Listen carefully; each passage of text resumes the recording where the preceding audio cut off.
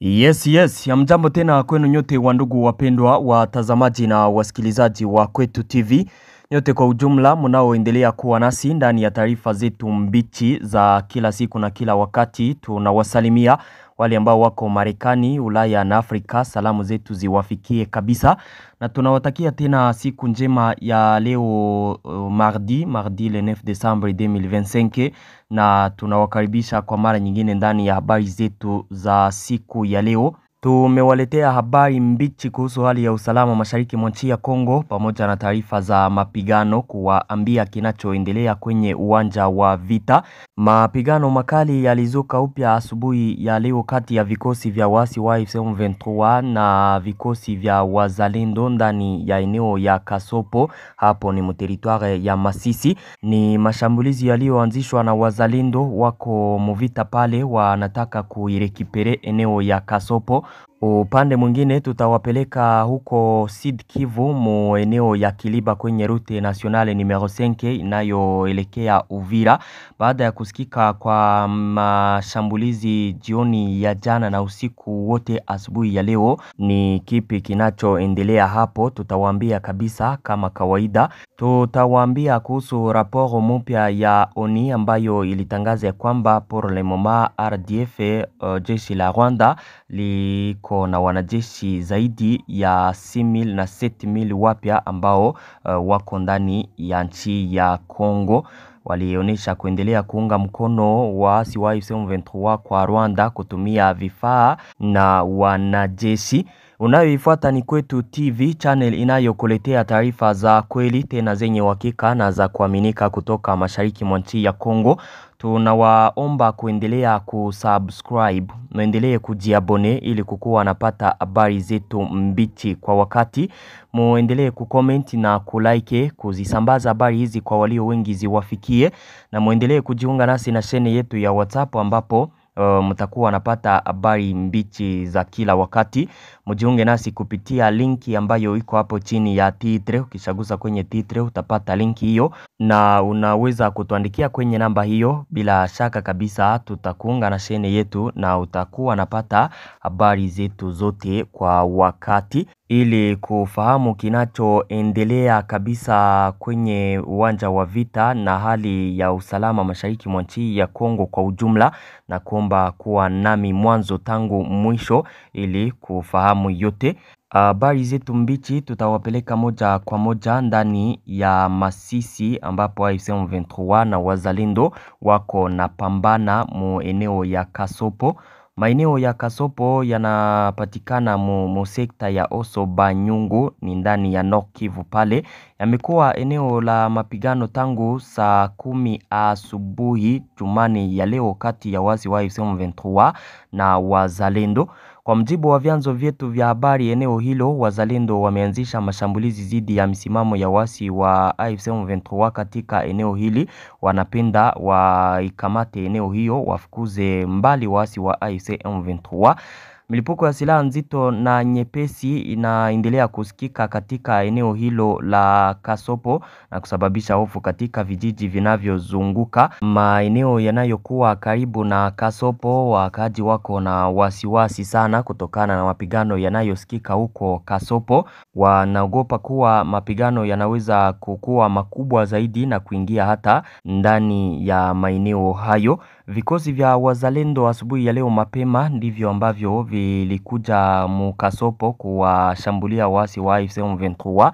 Objectif pale wanataka warekipere eneo ya Kasopo, wafukuze hapo waasi wa AFC M23. Kuanzia asubuhi ya leo mpaka muda huu mapigano yanaendelea kusikika hapo. Ni masaa 7 ambayo yameisha na wako na pigana pale. Mapigano yanaendelea kukua makali mu eneo ya Kasopo. Wakaaji ambao walishtukizwa na mashambulizi hayo mu ile asubuhi walibaki ndani ya nyumba zao wakiwa hawana namna ya kutoka nje eti wajifiche msituni au kukimbilia ndani ya vijiji karibu na hapo. Hali kwao si nzuri, wanajificha ndani ya nyumba zao, wanangojea wasikie kama mapigano yataisha, basi washukuru Mungu waendelee na maisha yao ya kawaida. Na ni hatari kabisa kwa population ndani ya maeneo hayo.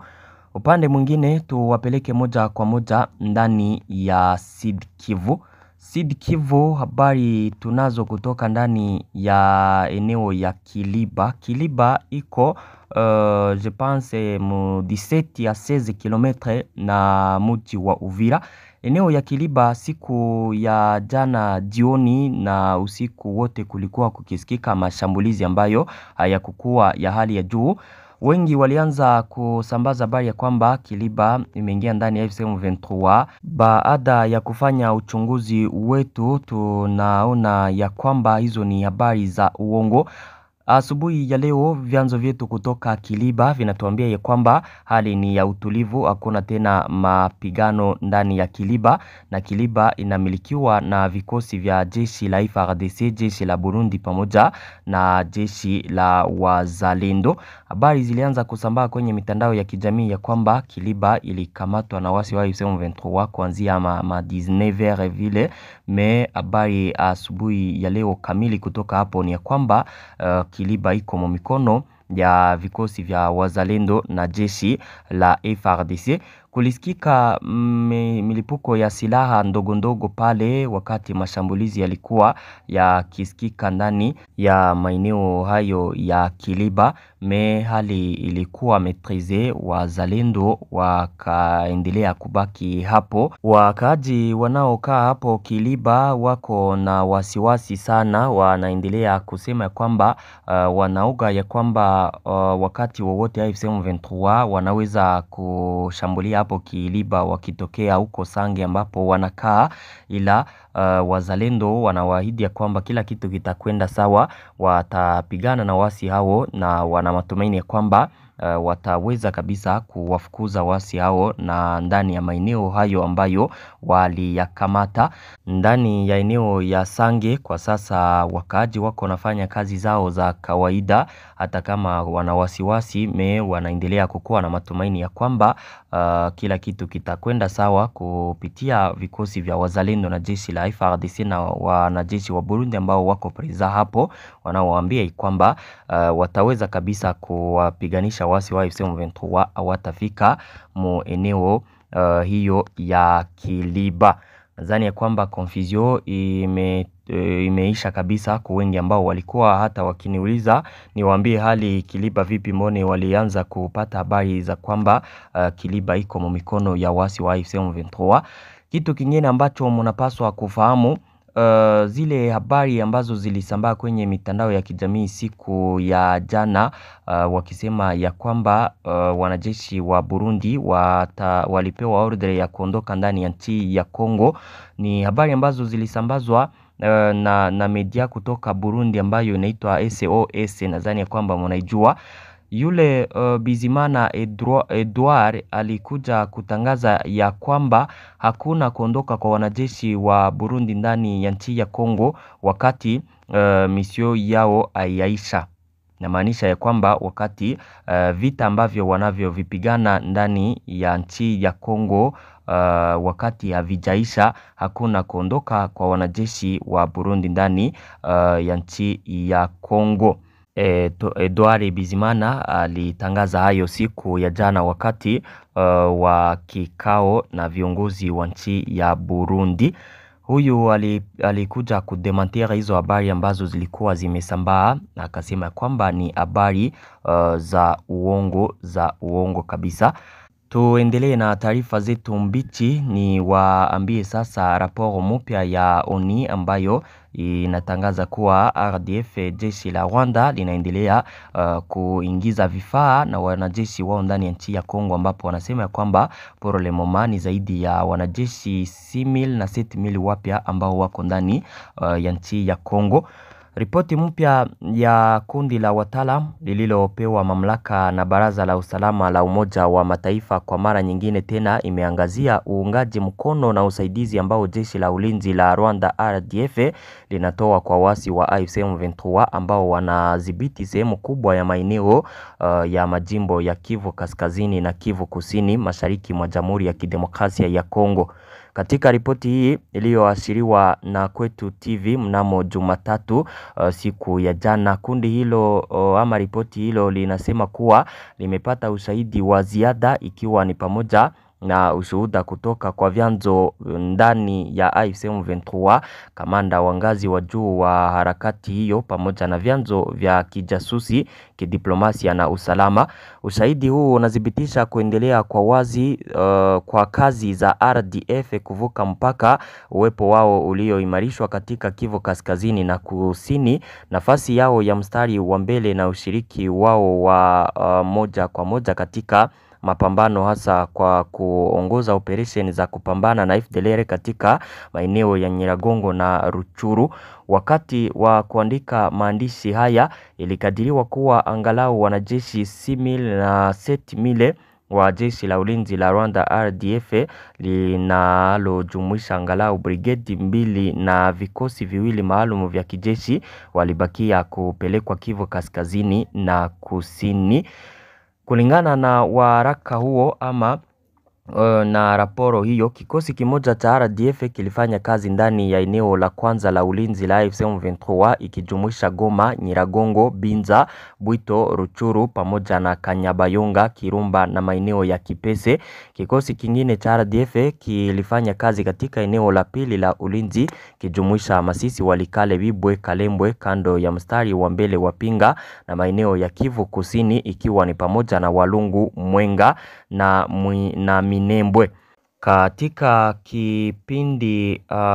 kipindi chote tunachotathminiwa, uimarishaji wa mara kwa mara na upelekaji upya ulifanyika, na kati ya majumba haya ya maonyesho, RDF ilianzisha kituo katika kisiwa cha Ijwi ambacho mara nyingi hutumika kwa kupeleka askari na mzunguko kupitia ziwa Kivu. Msaada wa RDF ulikuwa muhimu kwa mafanikio ya operation, hasa kwa ukamataji wa maeneo mapya kama vile Bibebwe. Operation za AFC M23 RDF zilithibitisha kwamba vipengele vya RDF vilivyoteuliwa kama kikosi kirafiki wanasimamia mstari wa mbele na kuwadhibiti wapiganaji wa M23.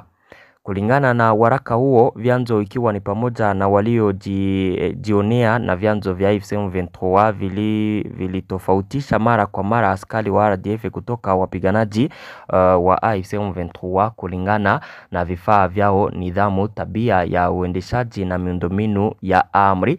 RDF iliyotumwa na vifaa vya hali ya juu zaidi ilifanya kazi katika mifumo tofauti licha ya ujanja wa pamoja na AFC M23, na ilionyesha mifumo na lafudhi mahususi na kuifanya